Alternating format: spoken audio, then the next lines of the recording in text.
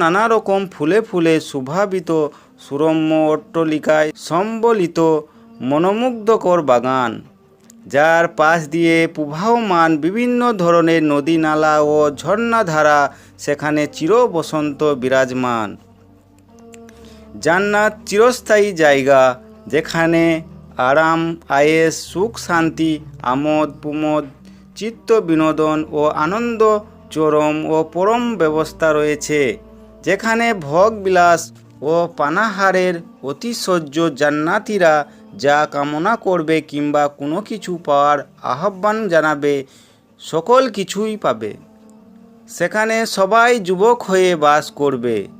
শরীরে কোনো রোগ শোক, জরাজড়িত মন্দা, বার্ধক্য, দুর্বলতা ও অপারগতা থাকবে না। যথা ধরনের ফল ফলিদা, খাদ্য খাবার, পানীয়, দুধ,